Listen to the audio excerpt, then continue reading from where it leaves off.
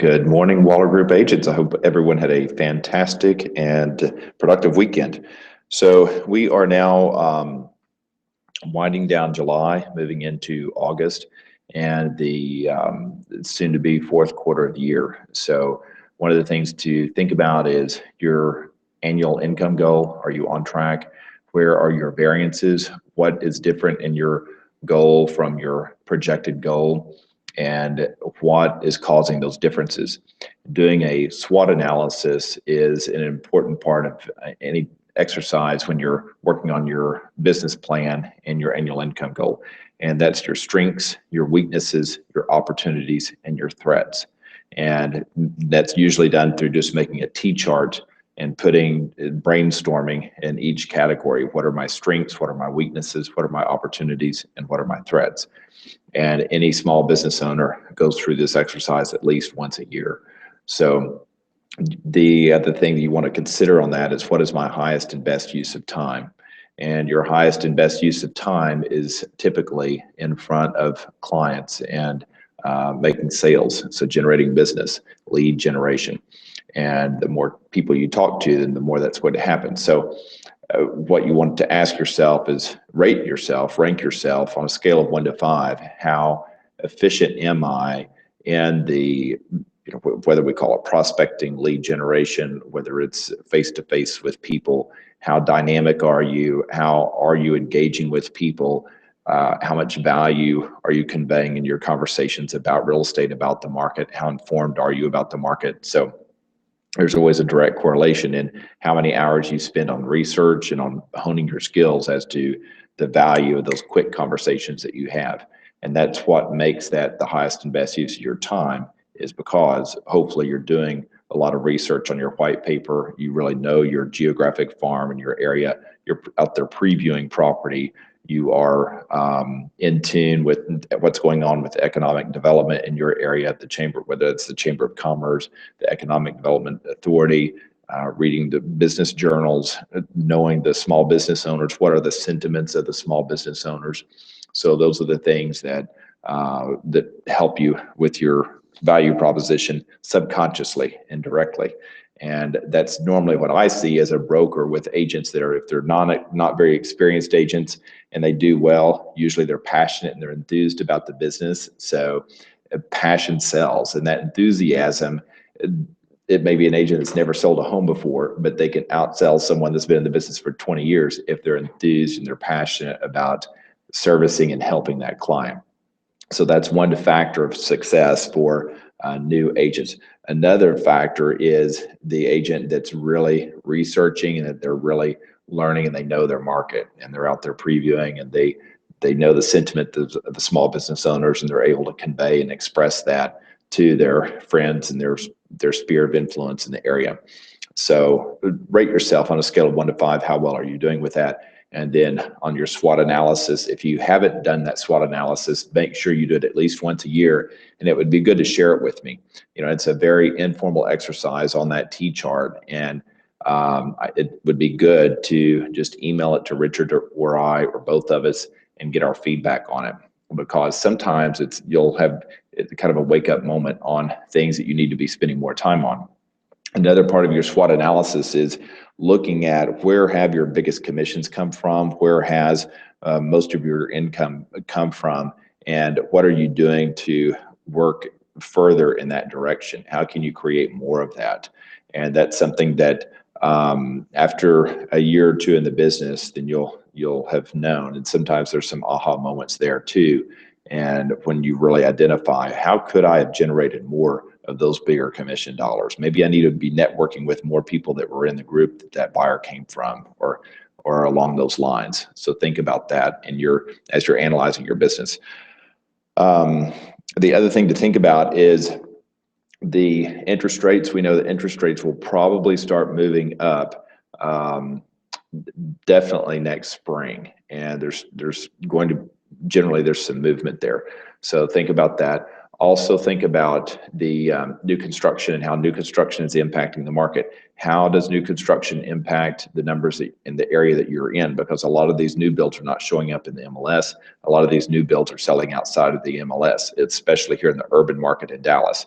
And knowing that inventory, that's been a big part of just my personal business over the last probably year and a half, has been, most of it has not been in the MLS. It's from previewing properties, from being active on the Facebook real estate groups. It's from driving and knowing what builders are building where, looking at their inventory.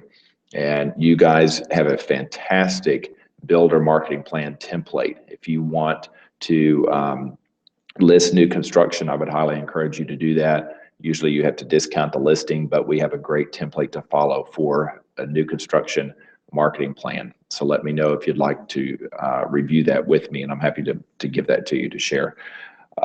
There's some consulting that goes along with that, and I can work with you on that as well, and I'm happy to.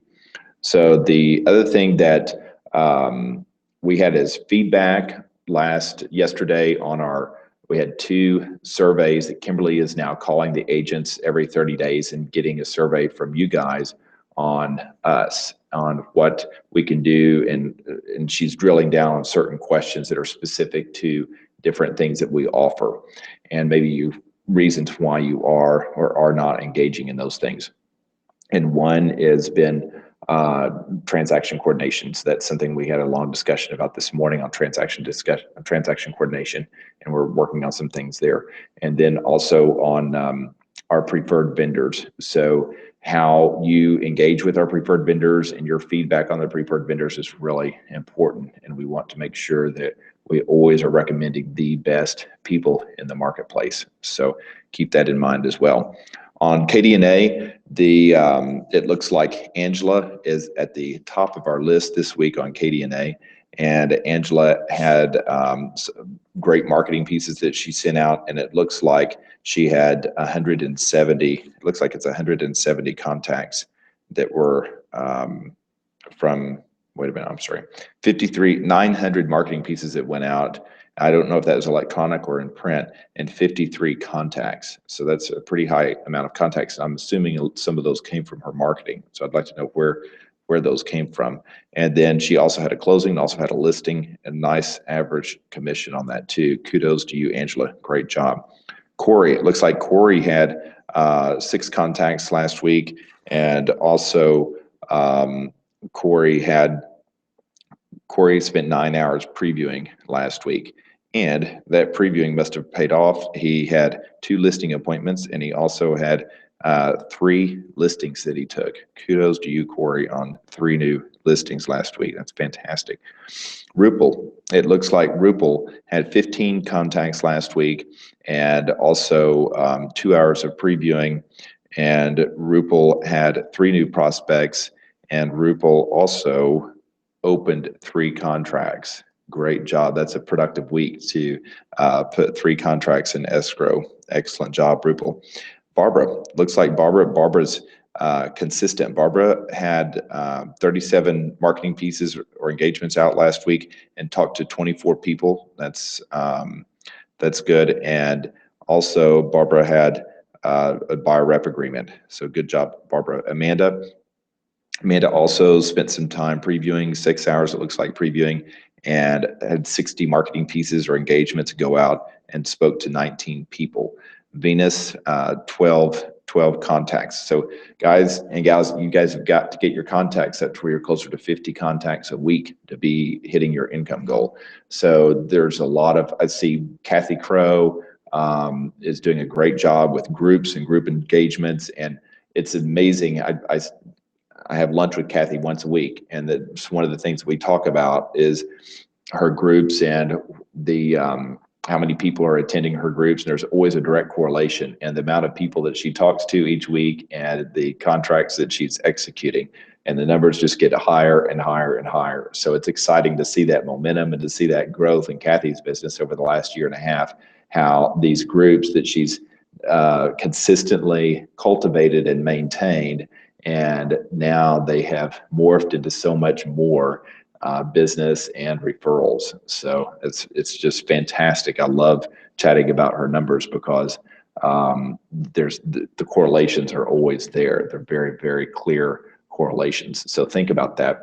And you don't have to be presenting to groups like Kathy is, but keep that in mind. And I think that should be a goal long term, is group presentations, because you can be so effective with your time when you're doing that. So refining a pitch, Malcolm Gladwell's book 10,000 hours, about it takes 10,000 hours of practice to perfect something, whether that is selling a house or whether it's shaking a martini. So there's everything in life. If you practice and refine it enough, then you become really good at it. And that's where your value proposition, and whether it's knowing that seller's guide and being able to convey the marketing plan and your value proposition on a listing, and also the buyer's guide and how to convey your value proposition working with a buyer, the things that you go through on the due diligence and to make sure that they're properly represented, what you're doing to identify inventory for that client, how you go above and beyond what other agents do,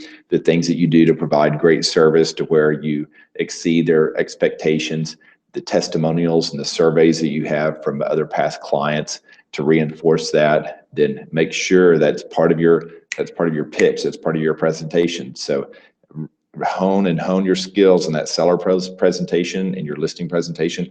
Hone your skills on that buyer presentation and your buyer plans and checklists and testimonials and value proposition. So if you are always focusing on those two things and you're talking to enough people, your business will far exceed your expectation, and your profit will really follow. But those things have to come into place first. Okay, guys and gals, that was a pretty basic call, but I was not prepared today, so I apologize. And I've taken enough of your time. I hope you have a productive and profitable week. Don't forget our sales meeting tomorrow. Sheila will be here. We have lunch following. We have a lot to go over, things that Erica, Kimberly, Jeremy, and I have all been working on. And we look forward to seeing you tomorrow. And we have lots of awards and a new award that we'll be handing out tomorrow as well. See you at 11:15. Thank you.